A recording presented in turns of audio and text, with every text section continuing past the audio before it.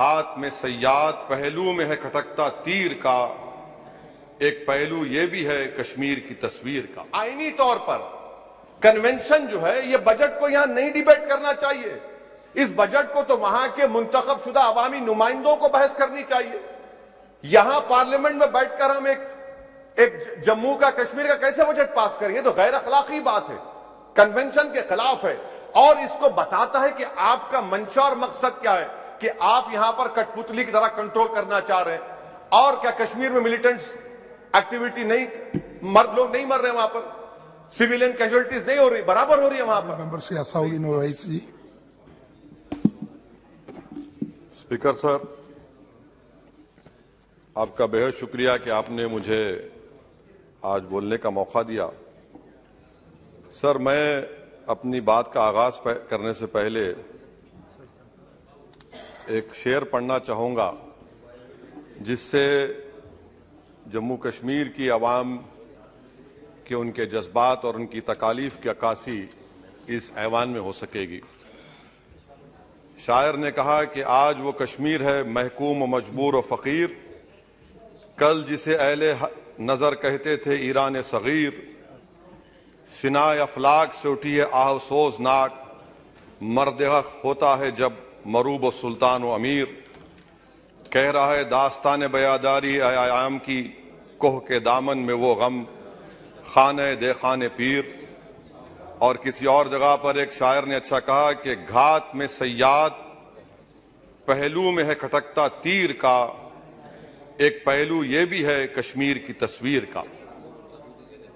Sir, मैं यहां पर ये बात साफ और वाज़े तौर पर कहना चाहूंगा कि एक आरटीआई के एप्लीकेशन में यह कहा गया जवाब में कि 30 साल में 1724 मिलिटेंट्स को हुकूमत और फौज ने, पुलिस ने उनको मारा, मिलिटेंट्स को, ये उनकी मौत हुई, जिसमें से सिर्फ 89 कश्मीरी पंडित का कत्ल हुआ।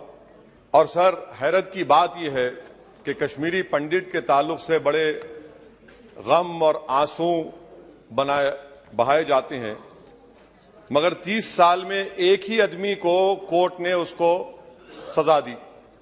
और विटनेस कौन था? कश्मीरी मुसलमान, हरदनाथ वंचू के कत्ल के केस में। मैं सरकार से मुतालबा करता हूं कि एक आजादना कमीशन को फौरन बनाया जाए ताकि सच्चाई और हकीकत सामने आ जाए, दूध का दूध और पानी का पानी हो जाए। और हैरत अफसोस इस बात का है कि 1500 नॉन पंडित हिंदुओं का भी कत्ल हुआ मिलिटेंट्स की तरफ से, मगर उनके बारे में कोई आंसू नहीं बहाया जाता, उनके बारे में कोई पिक्चर नहीं बनती अपनी जेब गर्म करने के लिए। सर, दूसरी बात यह है कि जो बात यहां पर सरकार की तरफ से कही गई कि जो डिलिमिटेशन हुआ, असेंबली और पार्लिमानी हलकों की जो हदबंदी की गई, वो बड़ा ही साफ सुथरे तरीके से किया गया। कितना साफ सुथरा था देखिए सर, अनंतनाग को उन्होंने मिला दिया पूंछ और राजौरी से, इतना साफ सुथरा था कि साउथ कश्मीर एक ऐसा इलाका है जो कंप्लीट एथनिकली कश्मीरी है, वहां से आप उसको मिला दिए पूंछ और राजौरी में। अगर दिसंबर में इंतखाबात होंगे तो मुगल रोड तो बंद होगी, तो किसी को आना है तो डोडा, उधमपुर, जम्मू, पूंछ से उसको आना पड़ेगा। कितने डिस्ट्रिक्ट क्रॉस करेंगे? यह आपका साफ सुथरा मुजाहरा है।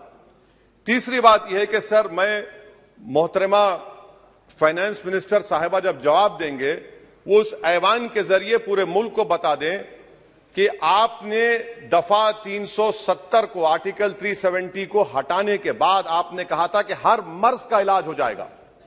मर्ज का इलाज नहीं हुआ, मर्ज बढ़ गया। जो मर्ज नहीं था पहले, वो मर्ज बढ़ चुका है। मैं आपके जरिए से मोहतरमा फाइनेंस मिनिस्टर साहिबा से जानना चाहूंगा कि इस ऐवान पर आप रख दें कि कितना एक पैसा इन्वेस्ट हुआ नहीं हुआ। एमओयू की बात मत करिए, कागजात तो बहुत निकलेंगे, मगर एमओयू नहीं बल्कि एक पैसा कितना आपने इन्वेस्ट कश्मीर में करवाया। दूसरी बात यह है सर, एक तरफ सरकार बोलती है हम प्राइवेटाइज करेंगे पूरे मुल्क में, एलआईसी और सब चीज, मगर यहां पर हॉर्टिकल्चर को पब्लिक सेक्टर अंडरटेकिंग बना दिया गया। जो कश्मीरी अपना सेब बेचता था, आप उसको कह रहे हैं नहीं अब हम पीएसयू बना दिए। ये आपका साफ सुथरा और आपकी राह दिखाता है। पावर आपका बरकी का, आपने उसको सेंट्रल पीएसयू से जोड़ दिया। तीसरी बात यह सर, आपकी इकोनॉमिक पॉलिसी है क्या फिर कश्मीर के लिए? यहां पर एक पॉलिसी, वहां पर एक पॉलिसी, कौन सी कंटिन्यूएशन है? आप तो यहां पर एक अपना रहे हैं, वहां पर अलग लोग अपना रहे हैं, इसमें कोई इंटीग्रेशन नहीं है। सर फार्मा ट्रेडर्स पर दावे हो गए, रेट पड़ गया। जो सप्लायर्स है उन पर रेट पड़ गया। टोल पोस्ट खत्म कर दिया आपने। 114 राइस मिल बंद करने के दहाने पर आ गए। इसका जवाब नहीं है सही है गलत है। अच्छा सर, फिर आप देखिए कि एक और बात मैं आपके गोशे गुजार करना चाह रहा हूं कि इकोनॉमिक डिपेंडेंस आप इतना कर दे रहे कश्मीरियों के ऊपर। यानी आप कल ये बताएंगे, मैं खत्म कर रहा हूं सर, कल आप ये बताएंगे कि नहीं हमने तो इतना पैसा दिया था। सर कि आप ये इकोनॉमिक पॉलिसी क्या है आपकी? और अनएम्प्लॉयमेंट कितना है सर कश्मीर में आज? अनएम्प्लॉयमेंट सर आज कश्मीर में 7.2% है। ऑल इंडिया पूरे भारत में ज्यादा अनएम्प्लॉयमेंट है। तो 370 निकाल के आपने क्या किया सर? अनएम्प्लॉयमेंट वहां और बढ़ गया। अच्छा सर, ये और एक बात आपसे कर रहा हूं, JKIDC। सर ये JKIDC ऐसा आपने एक शैतान को बना दिया आपने, वहां पर एक शैतान को क्रिएट कर दिया आपने JKIDC को। और जमीन किसी की भी ली जा सकती है, पुलिस साथ रहेगी और उसके फैसले को कोर्ट में चैलेंज नहीं किया जाएगा। ये जमहूरियत है ना, जमहूरियत में गलत फैसलों को कोर्ट में चैलेंज करेंगे, माने जमीन किसकी भी ले लेंगे, पुलिस का ऑफिसर साथ देंगे। तो इसीलिए सर हम ये कहना चाह रहे हैं कि हर एतबार से आपने वहां पर कोई गलत पॉलिसी की और अखलाकी तौर पर, आईनी तौर पर कन्वेंशन जो है, ये बजट को यहां नहीं डिबेट करना चाहिए। इस बजट को तो वहां के मुंतखब शुदा अवामी नुमाइंदों को बहस करनी चाहिए। यहां पार्लियामेंट में बैठकर हम एक जम्मू का, कश्मीर का कैसे बजट पास करेंगे? तो गैर अखलाकी बात है, कन्वेंशन के खिलाफ है और इसको बताता है कि आपका मंशा और मकसद क्या है, कि आप यहां पर कठपुतली की तरह कंट्रोल करना चाह रहे हैं। और क्या कश्मीर में मिलिटेंट्स एक्टिविटी नहीं, लोग नहीं मर रहे वहां पर, सिविलियन कैजुअलिटीज नहीं हो रही, बराबर हो रही है वहां पर। तो इसीलिए सर हम आपसे अपील कर रहे कि आप इन हालात को, खत्म कर रहा हूं सर, इन हालात को देखिए। और कश्मीर की जामा मस्जिद को क्यों नहीं खोलते सर? आप खोलिए ना जामा मस्जिद को, आने दीजिए। आपने जर्नलिस्ट फहाद शाह को पकड़ लिया, क्यों पकड़ा आपने? एक नहीं दो यूएपीए केसेस लगा दिए।